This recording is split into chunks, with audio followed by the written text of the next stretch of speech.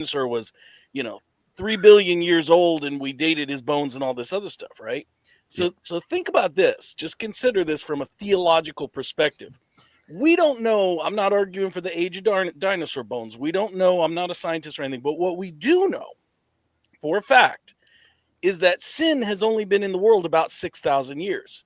You know, you can argue whether the earth was a big hunk of rock that's been here for millions of billions of years and then God 6,000 years ago recreated it, whatever you want to argue. But one thing you can argue is we know sin has only been around for 6,000 years. So this preacher, I want to say it might have been Ken Ham from the creation, answers in Genesis, said, okay, so if you have a dinosaur that's 3 billion years old, what did he die from? Because sin is what brought the curse of death.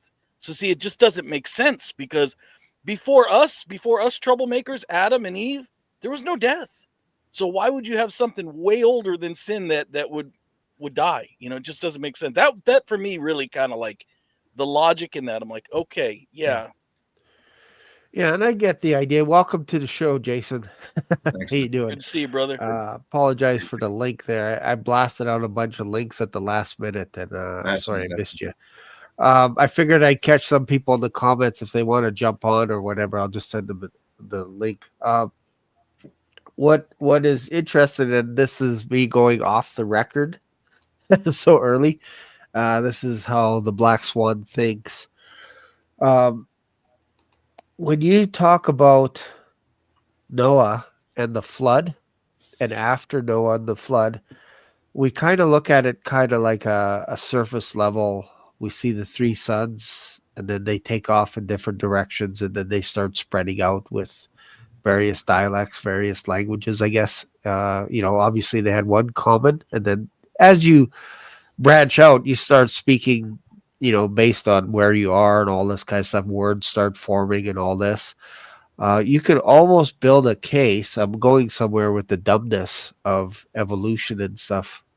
That you get the pockets of people spreading out into various regions, and we see one of the three sons ending up being cursed by God, and that was the son of Ham, Canaan.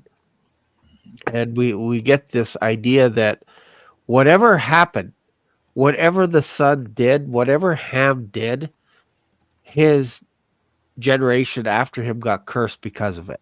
Like, we don't know exactly, we could hypothesize and all this kind of stuff.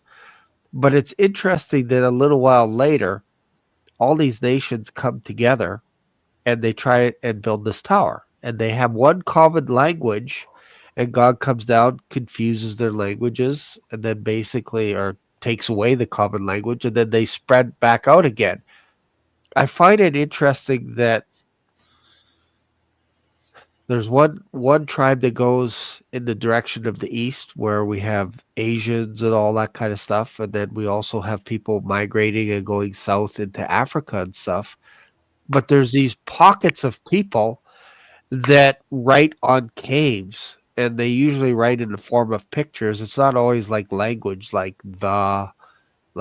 alphabet and all this kind of stuff. Like, it's all pictures, like symbols of animals and all kinds of stuff. And I thought, would it be far-fetched to say that a group of people got struck dumb, as in they can't communicate with language anymore, but they can communicate with symbols and start trying to remember things like the fall, the tree, the ark, all this kind of stuff, and draw it in symbols because they don't have language. And maybe they get language later, but you get scientists that say all those cave dwellers, that's evolution. They're way billions of years in the past. That's why they were dumb. And then you can see them evolve into language and all this kind of stuff. When you look at the Chinese language, all their characters, it goes before the missionaries show up. It goes before the missionaries.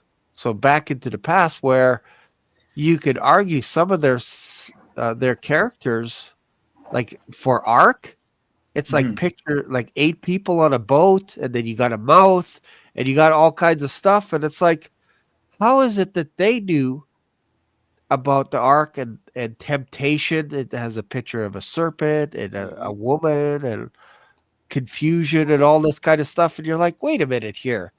This language goes way back to a certain time, and they're tying it in with the Garden of Eden. And they know about the flood. Like all these languages all over the world know about the flood.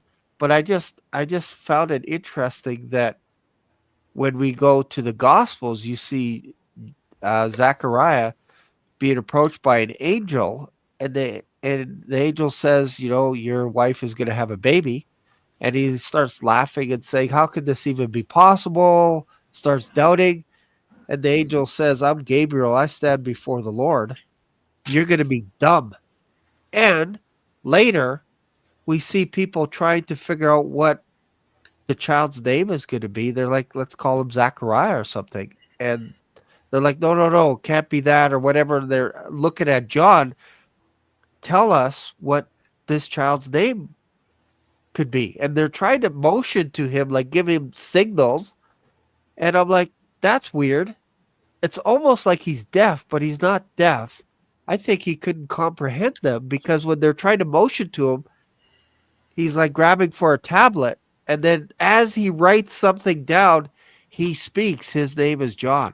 Hmm. Something broke him that all of a sudden now he could speak. Whereas before, he was dumb, as in he probably couldn't understand what they were saying on the outside. They're like, man, this guy doesn't get it. We're trying to get a name from him, and he's just like, oh, like who knows what he's trying to sound like? He can't get it out.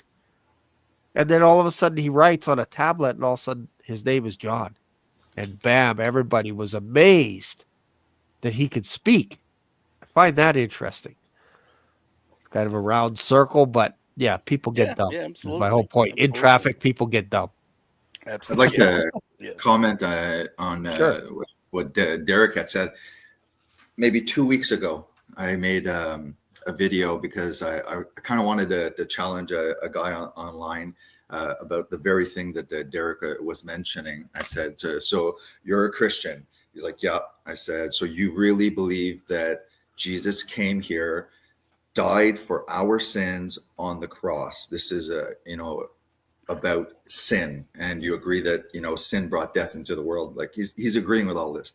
I said, do you I was the reason I reached out is somebody had asked, do you believe in Darwinian evolution as a Christian? He's like, yes. And then he basically said there's ways of looking at Genesis metaphorically, and he said you can go see inspiring philosophy, stuff like that. So I went on the stream, and that's what I basically challenged with, and it's something that I had to, all of a sudden it dawned on me, because as I mature, I'm accepting a lot more of the Bible. There's a lot of things like that I wasn't even sure about the Trinity, I think, initially, but as I mature, I'm like taking it at face value a lot more seriously.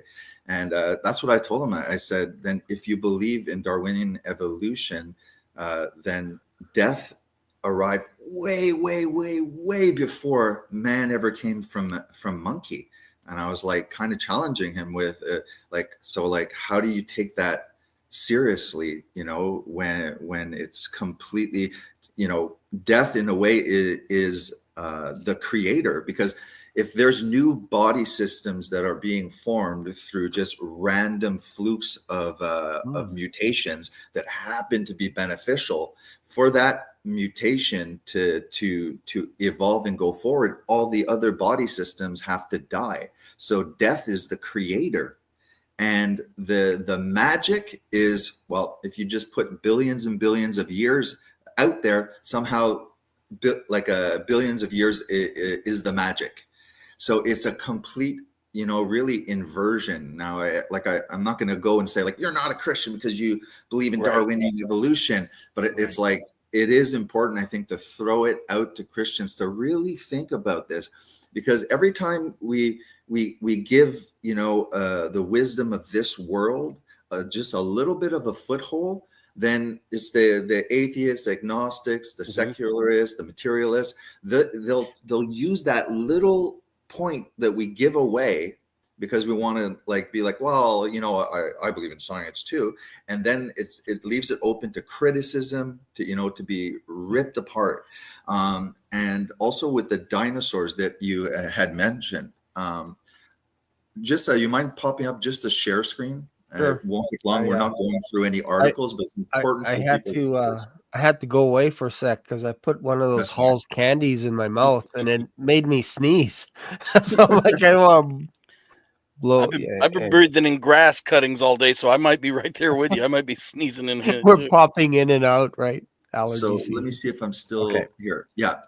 So tell me, are you sharing it? Let's see here. Let's see what we got. Oh, let me get rid of this. There it is. All right. So people can, you know, go dig into this stuff on their own, but I'm at least pointing. So they're finding flexible tissue when they're snapping dinosaur bones. So some of them, I guess, are not completely even fossilized, which brings, you know, the age of where they're throwing, you know, the dinosaurs 200 million years ago. So go do your own research to the people that are watching. This is flexible tissues. There's also various cell components that are still present inside these dinosaur bones. Initially, I guess they weren't breaking bones apart, you know, because they thought they were valuable. But there's just so many dinosaur bones now that, you know, one of the scientists broke it apart, and they're still trying, you know, to say, well, now let's find a scientific way of making you know, a hypothesis that it could have lasted, this flexible tissue, for 200 million years, which is completely ridiculous. But Right. anyone who starts researching this, it's like, to me, yeah, it's like Derek said, this like 200 million year kind of stuff, I'm not buying it at all. Yeah. and Isn't it? it's, yeah, Isn't just it one last funny? thing. Yeah, for sure. It's you know, they talk about Darwinian evolution as like the tree of life, right? You know, from the simple microorganism. Well, first of all, go see animations of just the bacterium flagellum, the motor gears, the rotary gears. There's no simple cell like that we learned. Right. It's complex, okay? And if anything's missing, the whole thing doesn't work. So people have noticed that some of them call it, I think it's the Cambrian explosion, when they were saying that life didn't seem to appear suddenly. It seemed like there was like all of a sudden, boom, tons of different kind of life. So it's really not a tree of life that they're actually seeing. It's the forest of life, right from the start. And if the fountains of the deep broke open, these subterranean chambers burst open, because we often think it rained, you know, for a long time, but it's really actually it's the fountains of the deep that burst open, and you can imagine the immense power, you know, of it. And it's just normal that it's the aquatic life that would have been carried in with all of this turbulent mud and then layered as the waters receded. And this happened over and over, adding layers of sediment. The next eruptions would have buried more complex, and probably the biggest of you know, like humans, for perhaps, and stuff like that were smart, they're trying to get the higher grounds. There was a lot of organic matter that was not buried, and that kind of stuff that was not buried would have rotted, would have been just, you know, exposed, because for fossilization to happen, it has to be buried quickly and not exposed to the atmosphere and oxygen or anything like that. That's my thoughts on it. Yeah, no, that's definitely cool stuff. And I have no problem with dinosaurs being just before the flood. Like, I have no problem with that. They look mysterious. Some of it looks like they're mixing DNA. Some of it looks fake. Yes. Some of it looks real. Some of it looks hideous. Like, there's all kinds of, if you go back into history, you could start seeing, you know, folklore of monsters. And it's interesting that we can come across so-called dinosaur bones and start breaking them apart and all this kind of stuff, but nobody talks about giant bones. It's like Right. they'll never bring that up and say, hey, we're today in school, we're going to bring a whole bunch of giant bones and we're just going to start exploring them, and we're going to look at the marrow, and we're going to break them open, and we're going to start looking at, oh, look at this one. This was about 30 feet tall. That's kind of interesting. And Hmm. start breaking them down. No, it's like, no, we don't go there, but we can go dinosaur. We can go there. But it's like, Yeah. well, you have that too, but you're kind of cherry picking what you want us to study. It's kind of Yeah. funny, kind of Well, interesting. and it's also the interesting thing, and again, I'd have to give credit to Answers in Genesis, who does an excellent job on explaining some of this stuff. But because I never knew until I had heard this through Answers in Genesis, it's very consistent that reptiles continue to grow all their life. Yeah, that's interesting. So like it's consistent that these dinosaurs would be so big because pre-flood the environment was oxygen rich, and there was they had no natural predators, so sure they're just going to keep on growing for whatever it was 13 1400 years until the flood. Mm. So that's very consistent. The other thing too that just kind of really eh, when we enter into this debate, my thoughts on this are this. So the Bible says that God created the world in 6 days, and on the seventh day he rested.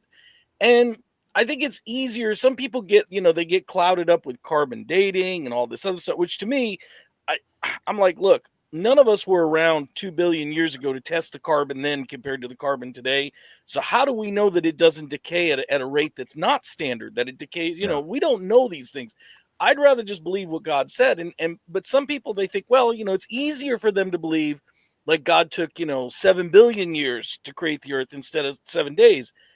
But my question always is like, if God said, well, how big is your God? I mean, how Yeah. powerful do you think your God?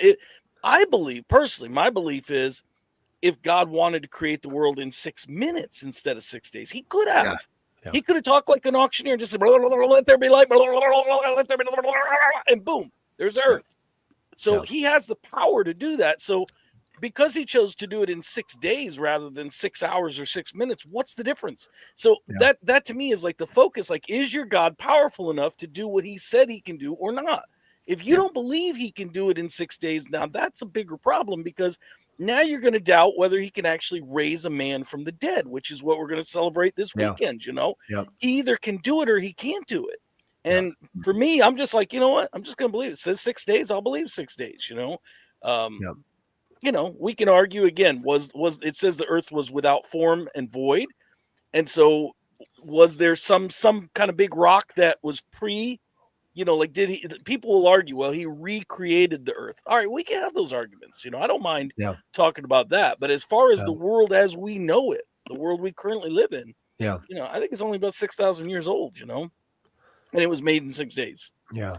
So Yeah. And the first, like for us, it's almost like the chapter begins in Genesis 1 for mankind, because we see waters right out of the gate. You need oxygen for waters and stuff. mhm, Unless, I'm not a rocket surgeon, but it sounds like to me that you have some kind of an atmosphere going on where the Holy Spirit is floating above the waters, and then light and all kinds of stuff starts happening, and it actually gets quite fascinating, right? mhm, But when you talk about belief, like eventually you're going to have to come to a point where you're like, I believe the Bible. Like you're yes, going to have to do that, because yes, if you wrestle with it and say, yeah, I don't know about this serpent in the garden thing, like that's right, you watch a lot of channels with Jewish scholars that mhm, try and explain away the serpent. They're like, yeah, come on, guys, the talking snake, that's crazy. That's for children. Children talk like this, so it's symbolic and blah blah blah, right? So they don't like to talk about Satan, the serpent. They'll say he was never called Lucifer. That's a made up name. Heaven, we don't talk about heaven either, because it's all here on earth. mhm, And that the guy Jesus, he was a good man, but he's loony. He's crazy. He's a crazy man. So we don't believe him. In your New Testament, it's crazy, the stuff that's going on in there. So eventually you're going to have to go, I believe the Bible versus yes, man. yep, Because I tell you, for every book in the Bible, there's going to be somebody coming against it saying Moses isn't real. Yes. He's fake. He's a made up name. Jesus wasn't real. The Bible's not real. The King James Bible is not authoritative. You're going to find it. I'm telling you, you're going to run into it. So eventually you're going to have to anchor into something. And I suggest to you that you anchor into the Word of God. Otherwise, you're going to get slapped all over. And then the resurrection itself to you is going to be, well, maybe what happened was Jesus got pierced, but the Roman soldiers weren't very good at it.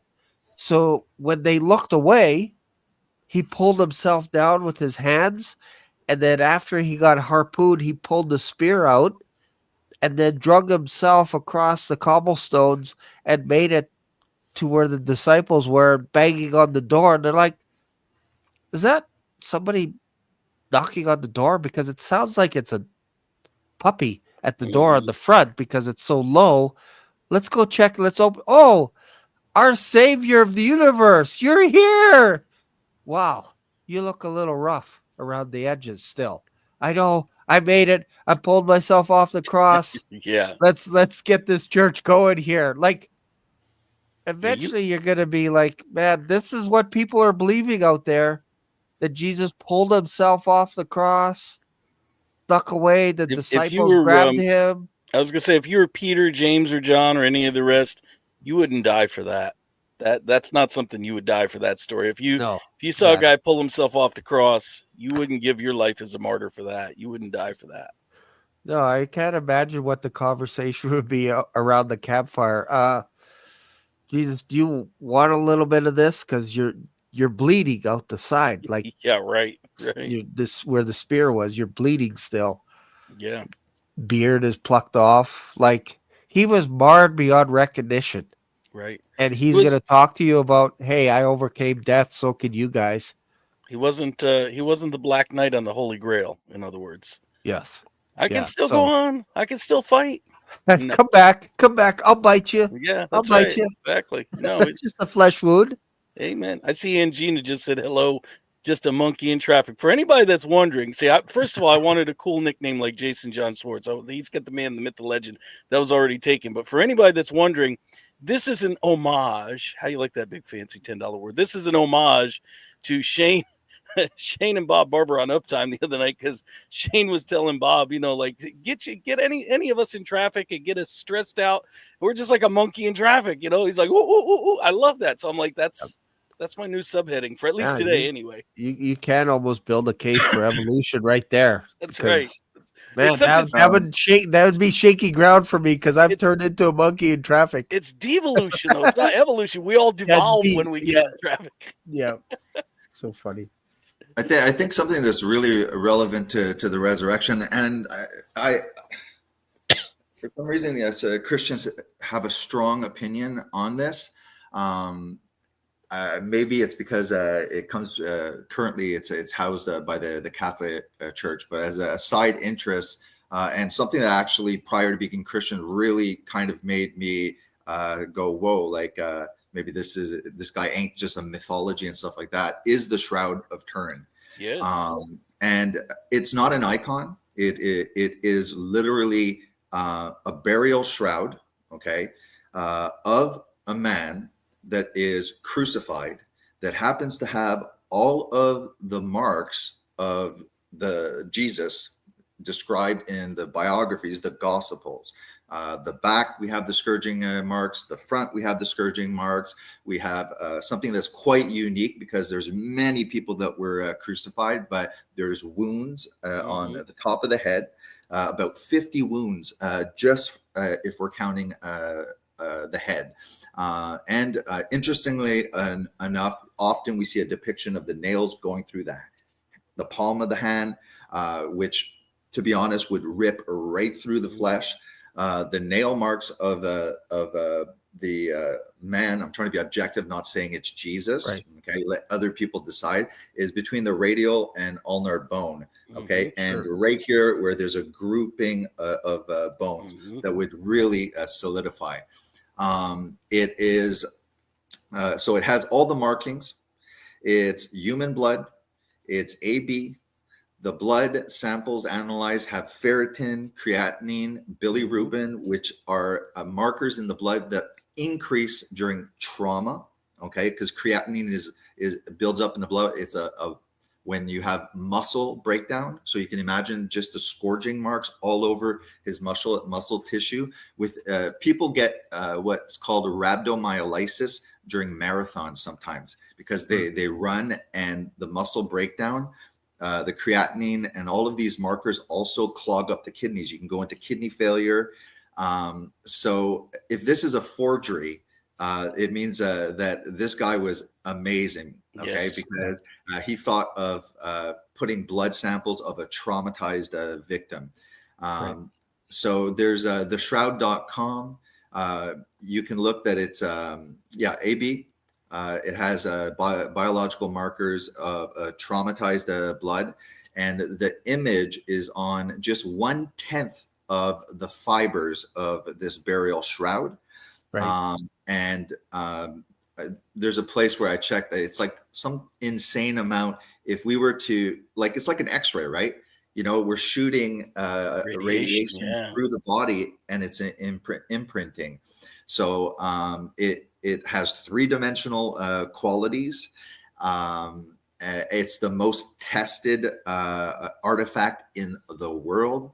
And there's the Shroud of Turin. So STIRT research project that you can go see their website and look at all of this. And these weren't Christians that were, analyzing as well. Yeah. I think it's a powerful.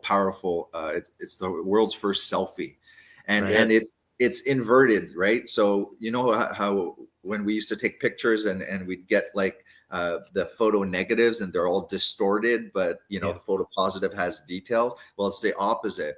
It's very faint, the image. But when this photographer in the 16th century, I think perhaps, took a photo of it, all the details. Right. So the photo negative was a detailed photo positive.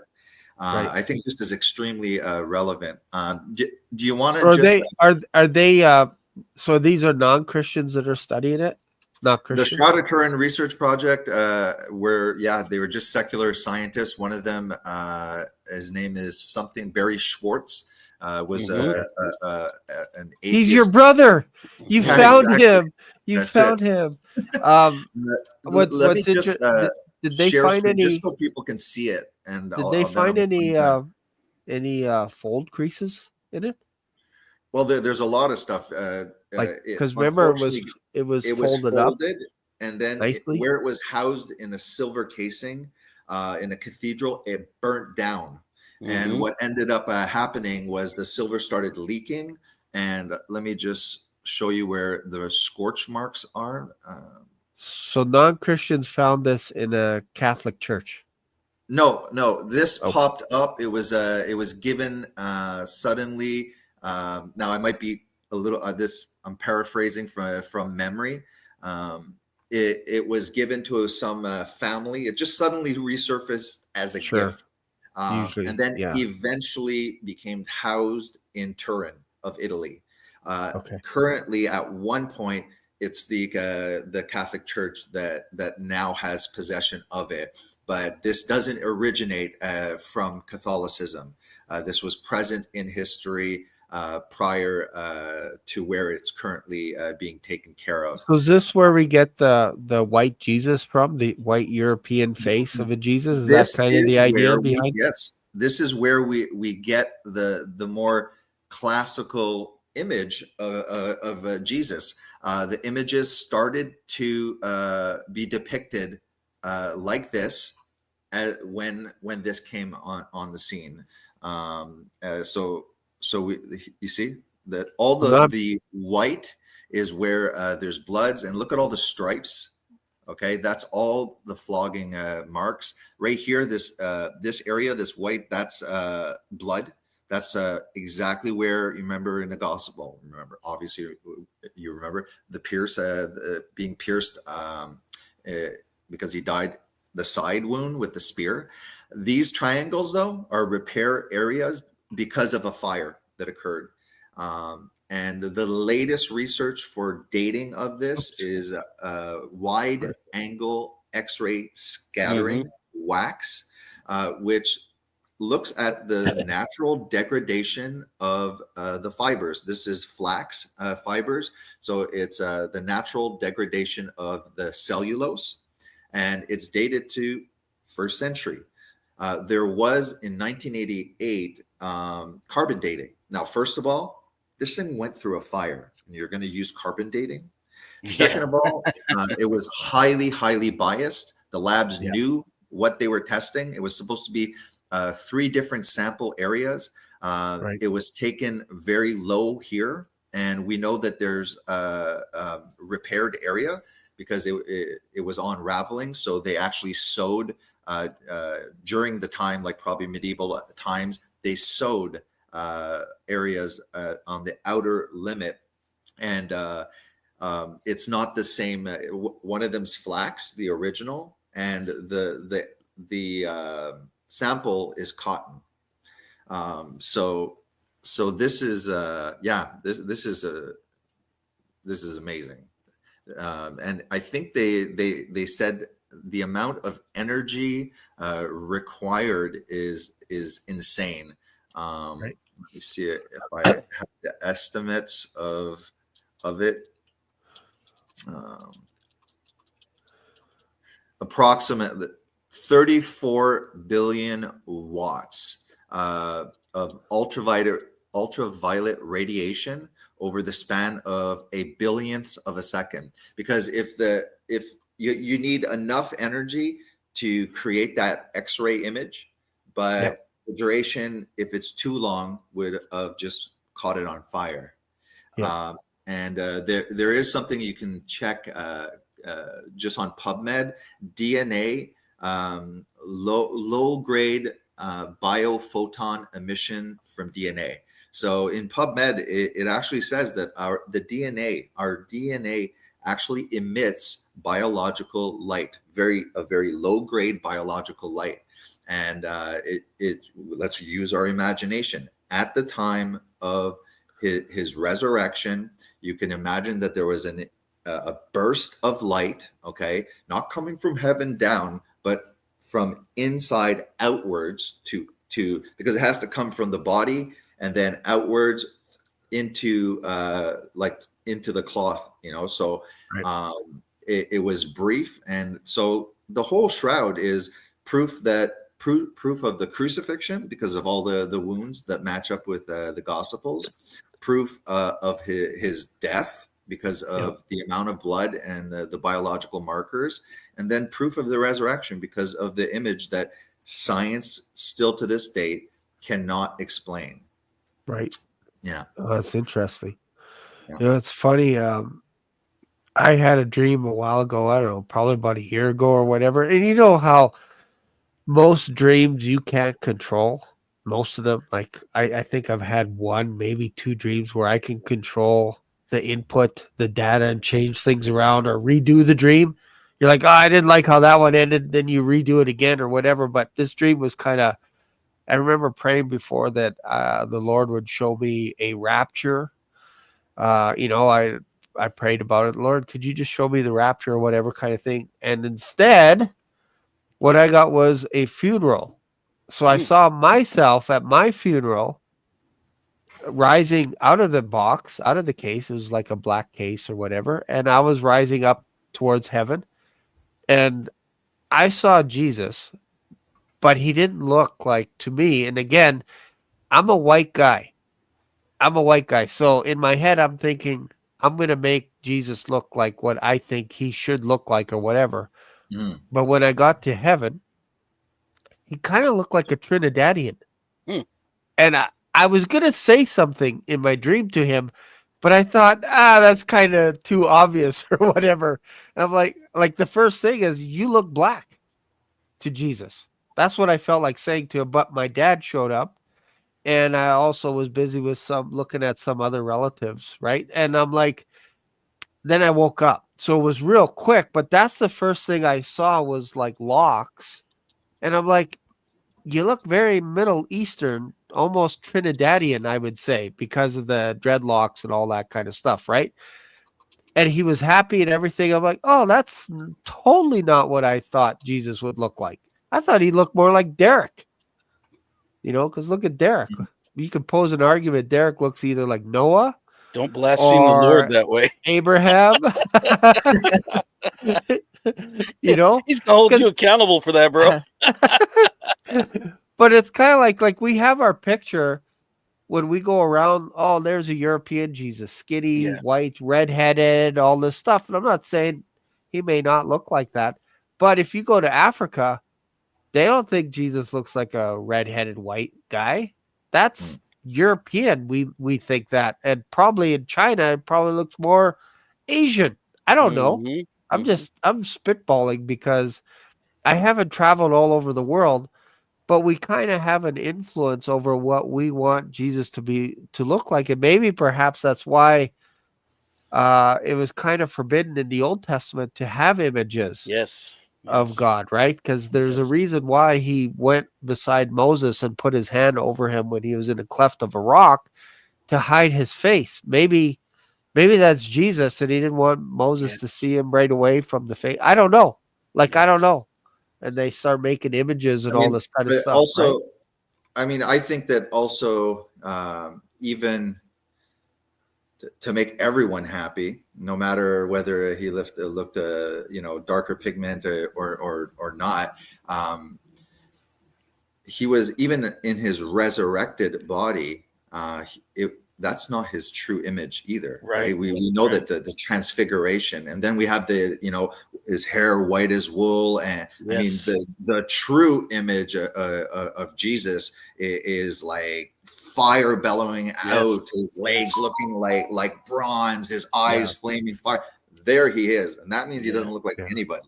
Well, when you think about Revelation, like the white as wool, name a race that has wool that looks white and is woolly, or name a race that has bronze legs that are very dark, almost black. Because you heat up bronze, it's not going to be white, is my point.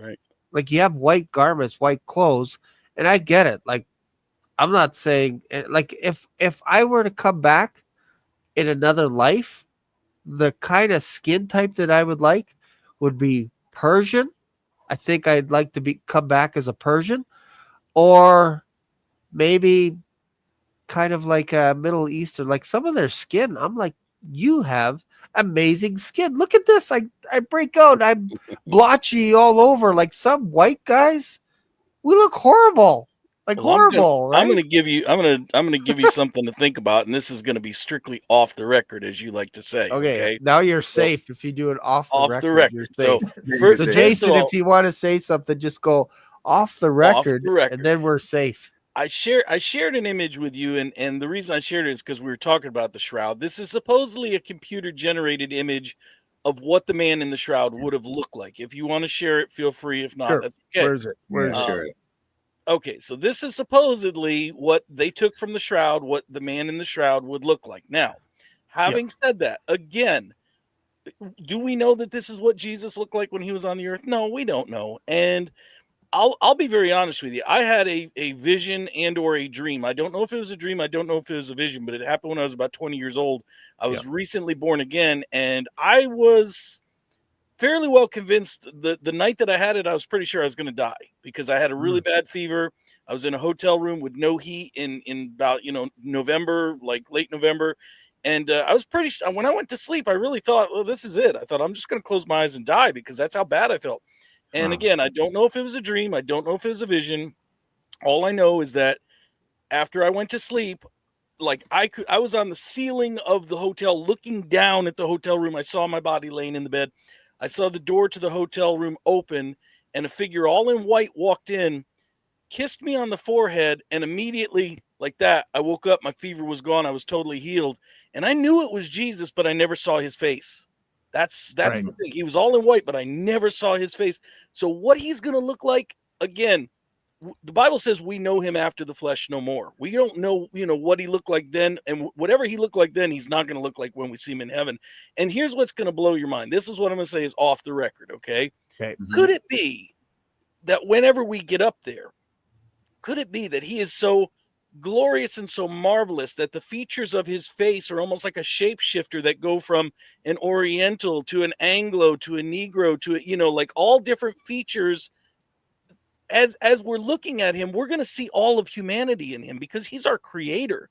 I don't think we're going to look at him and see, just a black man, a black man's features, or just an Oriental man's features, or just a European white man. I think he's all things to all men because he has created all of us, and he created us diverse because that's how he wanted us. That's how he rejoices in us. So anyway, that's off the record, but that's just kind of a thought. I thought that was kind of interesting to think about.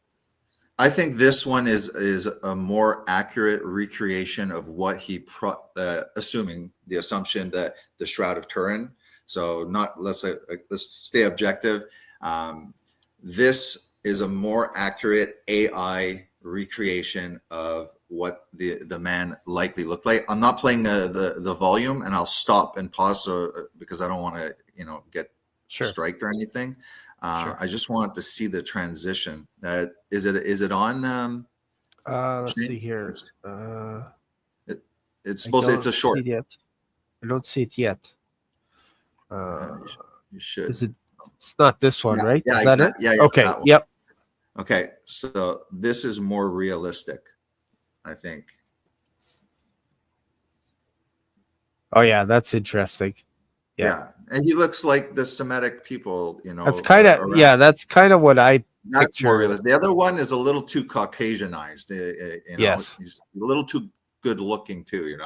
But I this one is very well done, and the way the guy recreated it, I'm just stopping and commenting. As long as we were commenting and there's no volume, I think we're safe. Yeah, that's interesting because that's kind of how I picture based on the region and all that kind of stuff. Like I don't think he's a white redhead. Could he be a redhead?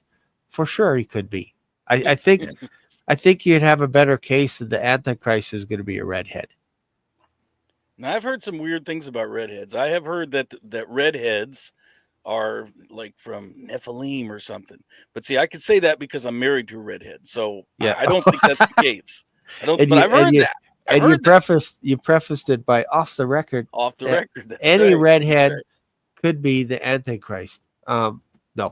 Look at this here. This picture here kind of is intriguing to me because that would be maybe perhaps closer kind of thing. Mm-hmm. I have no problem because there's a little bit of a Middle Eastern kind of a look to it, to him. That's the little girl, right? That's supposedly seeing Jesus, and she does all these paintings. Yep. Yeah. I could buy that. Like that. Yep. That to me is like, that kind of seems like that would be what he would look like. It's kind of what I picture as well. Interesting. Are you taking us on the tour? There's a purpose why the tent of meeting initially, right, was just clothed with animal skins, layers and layers of like nothing impressive, but when you went inside, it was all gold and royal colors and stuff like that. It's interesting. Like what interests me isn't like what the physical image looks like. He looks like this compared to that. It's what it represents, that there is an image of a human, and with all the the stuff like that. And like I said, they didn't even recognize him when he was resurrected. So there's something different. He didn't look the same. I think that and then like you said, you just look at the transfiguration, and then after you look at the descriptions of Revelation, and it's like, look, he doesn't look like any particular race. He's built of fire and glory. Here's another theory of why they may not have recognized him after the resurrection. That I again, just after a little bit of study, and maybe we'll do off the record on this one too. I don't know. Although this one has a little bit, this has a little bit more biblical evidence to it. I have also heard that it's very possible that after his death and burial, he may have, in some way, he might have taken the Nazarite vow, or if you're familiar with the Nazarite vow at all back Yep. in the Old Testament, Yep. Very. because at the Passover he said, "I will not drink of this fruit of the vine again until I drink it anew with you in the kingdom." So that was Yeah. part of the Nazarite vows. You had to abstain from wine or grapes or any. So there's that element of it. Plus, when Mary saw him risen in the garden and she went to approach him, he says, "Don't cling to me because I have not yet ascended to my Father." So what's Yep. that all about? If Yeah. you remember right, a Nazarite could not be contaminated by death. And so Yeah. Mary had just previously handled his dead body. So Yeah. she was unclean due to death so if he had taken a Nazarite vow, now if he took a Nazarite vow, the other thing about that would have been immediately after his resurrection, he very likely would have had shaved head and shaved beard, because Yeah. that's what the Nazarite did. He died. I mean, his body Yeah. was dead. Yeah. So he may have been like totally bald with no beard or anything. And that's why maybe the disciples like, "Who's this? Yeah. Who's this?" Granted, I think there were maybe some other differences as well. I don't know Yeah. if he appeared in like glowing white light or anything, but Yeah. physically, I think that's a high possibility that he might have been, clean shaven and bald and no beard and everything. And they're like, "This guy looks familiar, but maybe not." Yeah, Um, because the ending of a Nazarite vow is basically if you break the vow, you mhm. could still finish it, but you Yes, had to shave your head and yes, everything, and then start all over from scratch and just yes. finish it. So, say for example, I had a vow of 1 year, and I'm 11 months in, and I Yep. break my vow. I'd have to shave everything, and then I got to start all over again. Start over. Yeah, start So Makes over. sense. now, So so now, yeah, now so who looks Jason's more right in like the middle Jesus? of his vow. I think See, you Jason, were you saying both. earlier, I'm the one who looks more like Jesus. Okay. That's Yeah, it. I would say more like Father Abraham. Yeah. I would say But yeah, that's three that's like I stages. said, it's interesting to think of. Yeah, I mean, yeah, it certainly would explain a lot. And that's the thing too. I did a lot of studying on that Nazarite vow, because it's interesting if you get into the weeds and ask the question why. Why did God want the Nazarite to abstain from those three things, or yeah, abstain from two things: death, the yeah, fruit of the vine, which is wine, and why?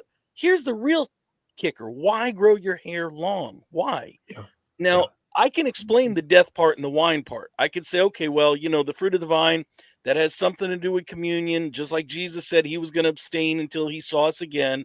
The death part is certainly, we know, he was dead, buried, resurrected. So like right, he conquered death. I get all that. But yeah, why grow your hair long? And the only yeah, thing I could figure out that part of the vow, yeah. what is the one thing that is absolutely required to grow your hair long? Do you know the one thing that you must have to grow your hair long? Just Permission from your wife?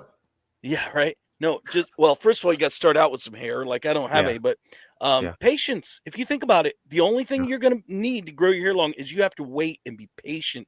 There's no way right, you can make it grow any faster. And so I kind of feel like this is, in a way, this is a call to all of us spiritually as watchmen. We have to patiently wait for his return. That's what I think the Nazarite vow was yeah, all about, was about those of us who eagerly await for his return, and we are yeah, patiently just waiting for his return. And he's patiently waiting to come get us, by the way, too. yeah, So, yeah. The only, again, if we're staying off the record, reason why I would think that he didn't make a Nazarite vow, he made the wine thing for sure. I get it.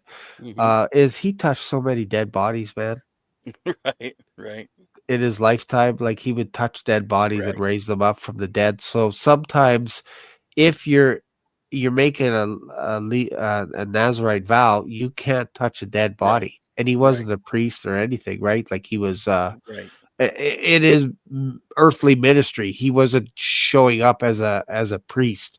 right. That's not what he was doing. He Well, was healing people and everything, what they should have done, but he didn't show up as my understanding as a priest going around, to because he to would be tell to be people, go be a priest, like go show yourself to the priest. to be clear, I'm not necessarily saying he made it throughout his lifetime when he was here on this earth. Just that Right. may have been something that he did, post resurrection. That may have been because he fulfilled all the law. So at Right. some point we have to ask, well, when did he fulfill the Nazarite thing? If it Yeah. wasn't during his earthly ministry, it could be his post resurrection. So I totally agree with you on that. Yeah. So because he touched a lot of dead bodies when he was here. He's healing a lot You of know, people. he healed a I lot of I people. forget what that there's a phrase I want to call it, maybe this is me inventing this phrase for the first time here, Mm-hmm. Clarkodian Clarkodian. disease, which is basically like Clark Kent. There's probably a better name for it. But if you Okay. take off the glasses, all of a sudden people are like, "Oh, They don't he's recognize you. yeah, he's Superman. Where did he go?" And then you put, "Oh, there he is. There he is. He's back." Right? I Kind of might have thing. to Like, save that one. That might be my next subtitle. yeah, it's Suffer of like Clarkodian disease. I seen a skit with a little bit of cursing in it, but with Batman and Superman meeting for the first time, Mm-hmm. and Batman was arguing with Superman that he has the dumbest disguise on earth, that it will never work. The idea of just putting on glasses, and as he's talking to him, he put on his glasses, and Batman's like, "Where did he go? Where did he go? Where did?" And then he took it off, and he's like, "Oh, there you are. Where did you go for a second?" And it was Yep. like I was just rolling, That's good. right? But Good. it happens because I've seen people in a grocery store wearing an apron, maybe a red apron, wearing an apron, and then when they're outside the grocery store and they're walking in another environment, they walk right by you and you're like, they'll say hi, how rude are you? You don't remember me? And then all of a sudden you're like, oh my goodness. Well, Yeah, you're the manager of Safeway. I that's didn't like recognize you because you that's weren't in your outfit. that's like me. That's why nobody at the Passover, everybody's like, "Hey, where'd Derek go? Yeah, where's Derek? Where's Where Derek? did he go? Oh, hold on. Oh, he's back. There's Derek. It's like I've always got a ball cap on. So, So yeah, there is something to that, something to it. Yeah, that you could exactly. just change the glasses and people won't recognize you, man. It's Yep. weird. So imagine Jesus being in his resurrected body, like perfect. Yeah.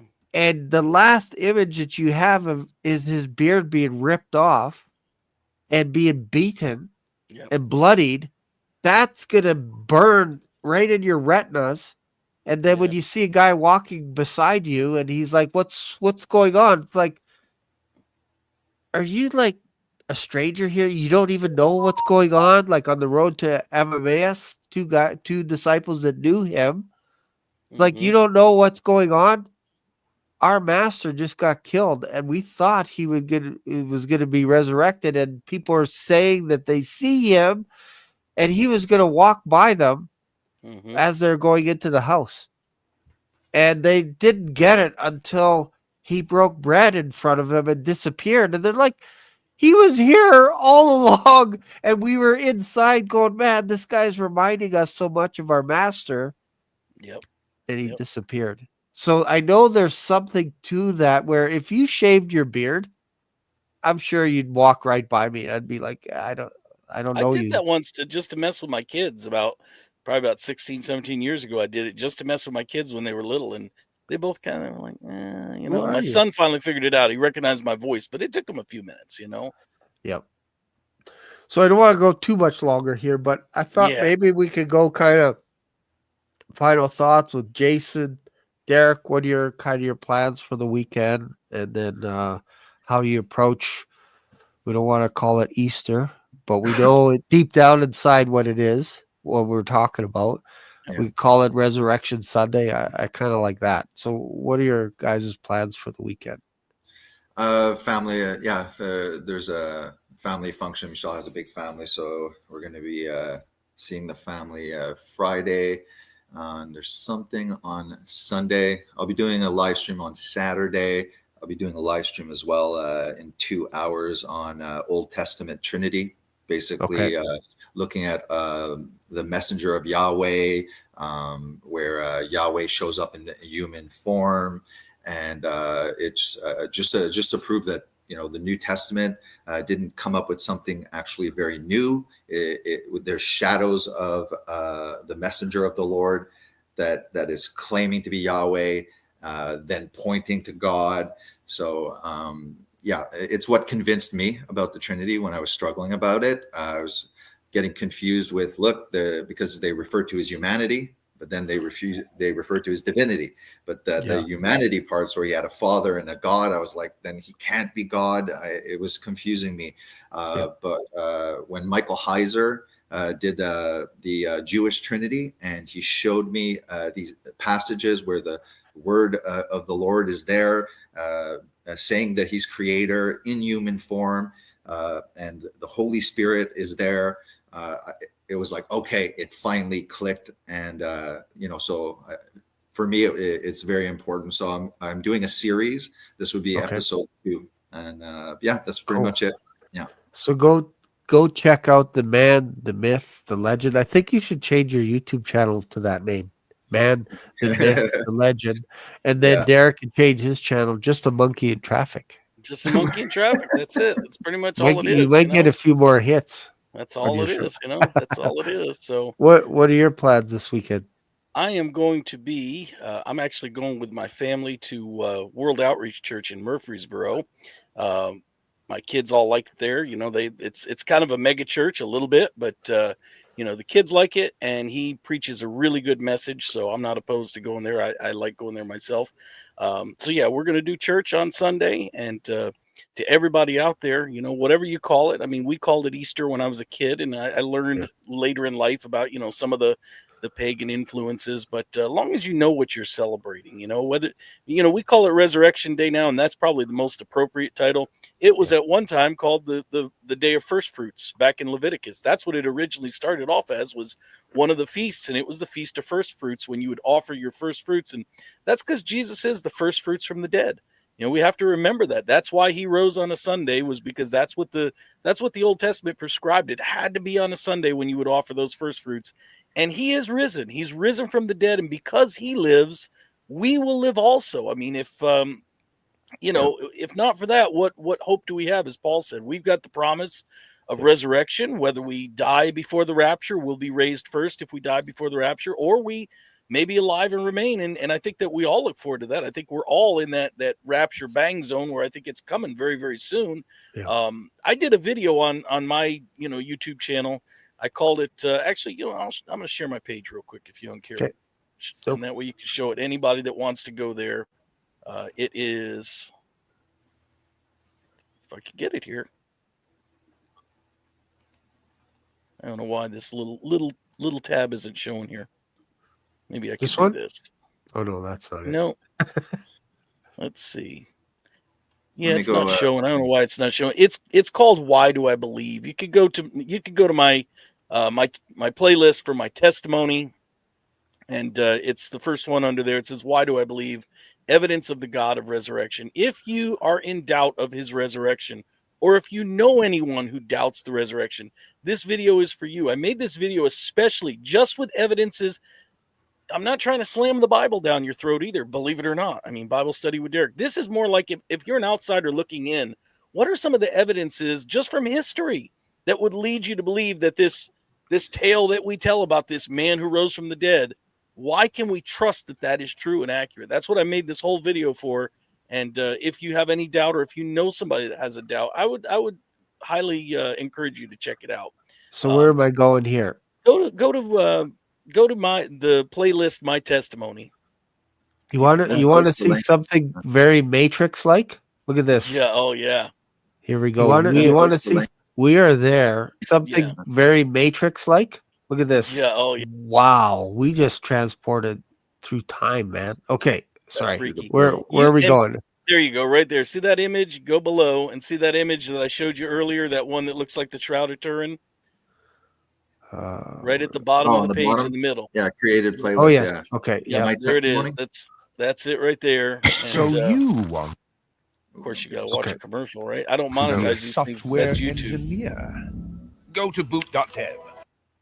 But that's the video. Why do I believe? Evidence of the God of resurrection. And if you want some good solid reasons to believe that the resurrection was accurate, and again, I don't use a lot of scripture, which is something I usually do. I usually use a lot of scripture. In this one, I'm gearing this more towards somebody who says, yeah, the Bible's a bunch of garbage. I don't believe it. This is going to give you reasons to believe, just from a secular perspective. Why, if you really think about it, I'm trying to be like a lawyer in court building a case. That's what I'm trying to do with this video. Look at your beard. It's all trim. Yeah. It's all tidy. I'm due for another one. I'm due for another trim. This was done a while back, so Is this you as well? Peter, the fisherman turned apostle. Was that you? No. That might be in about 10 years. That's looking pretty familiar, although he's got more hair than I do. I envy that head of hair. So Everybody should read also Psalms 22 and Isaiah 53. Actually yes. starts Yeah. at the end Isaiah 52, but 53 Isaiah Yeah, and sure. Psalms 22 for people that perhaps are not Christian or are on the fence about things. The Dead Sea Scrolls at least pushes Isaiah to at least 100 years, before Christ. So it's a strong prophecy, and it's a painting of the Passion of Christ, really. Yeah. No, that's very cool. Well, thank you guys for being on here. And of course, we wouldn't be here if it wasn't for Christ. So if you are watching the show and you don't believe in Jesus Christ, maybe you're part of the audience that's like, I have no faith. I don't go to church. I don't necessarily believe. I think there could be a reason. Well, I know there's a reason why you're on this channel right now at this particular time is when Jesus calls, it's up to you to answer that call. So if you feel a little bit of a tug where it's like, man, I gotta get to know him because there's something pulling at me, I would recommend that you would get yourself a Bible, get your hands on a Bible, or find a Christian brother. You can reach out to any one of us as well, and Yep. we can walk you through the salvation of Jesus Christ as well, how that works, what that looks like, and all that kind of stuff. Just feel free to reach out to any one of us on our channels. Just comment in the channel. But time is short. You don't know where you're going to be tomorrow. We can't guarantee where we're going to be tomorrow and this weekend. And we don't know when the Lord is coming back. So I think it's important to find a church in your local area, go attend a church, and pay attention to that little tug. Because if we've said something during this episode that makes you a little curious, then I think you owe it to yourself to explore that. That I'm not going to walk you through everything here, but I think it's up to you to do your due diligence as well for yourself to look him up. And even if you have a few friends and you all just join at one person's home and open up the Bible and even watch perhaps a sermon together, that's a church where there's a body, two or more. There Christ is in the midst of us, So for sure, there's always a way. 100%. All right, thank you guys. I'll just toss you in the back and then stick around, and I'll just say goodbye to everyone. All right. Awesome. Bye, everybody. Thank you guys for sticking around for this last hour or so. What I like to do as well before the show is over is I'll give you my email. If you have any questions about becoming a Christian, you can send me an email here, and I'll walk you through everything I know about how to be a Christian, and we'll just do a one-on-one. We'll do a video conference. It'll just be me and you. It won't be recorded or anything. But if you're a Christian already, I don't want you on that video because you already know, you have friends, you have family, you have us, all this kind of stuff. But if you're struggling, if you're searching and you want to know who this Jesus Christ is, I don't mind doing a one-on-one with you and just sharing the gospel right from the Bible. And I'll pray with you. I'll prove that he's real. And just feel free to email me. And then also, just for fun, I also have a book out. This book here is available on Amazon. It's called Rewriting God, The Silent War Against the King James Bible, because there is a silent war that is against the King James Bible. I read the King James Bible. That's all I read. I've read it. I've shared on my audience 17 times in the last 3 years, just over 3 years. And I continue to read it because it feeds me. It teaches me about Christ. And of course, we have the Holy Spirit that'll help guide us. But the only way for that to happen is if you're actually immersing yourself in Scripture. Because then what could happen is one day you'll approach someone and you'll be talking, and all of a sudden verses will start dropping out, popping into your head, and then you can actually communicate the gospel of Jesus Christ. So thanks a lot, guys. Thanks for sticking around. I really appreciate you guys. And I will see you guys in another video. And I'm also going to repost this video again on Sunday. So this will be pre-recorded for Sunday. So thanks again. See you guys later. Bye for now. Black Swan Revelations here on YouTube brought you today's mind-bending journey. Dive into the discussion, your comments, questions, prayer requests, and powerful testimonies of Jesus' love are what fuel this community. Did today's episode hit home? Smash that like button. New here? Subscribe and ring the notification bell so you never miss a live stream or a video upload. Thanks for being part of today's adventure. Catch you in the next video, or maybe even in the clouds. Stay curious, stay blessed.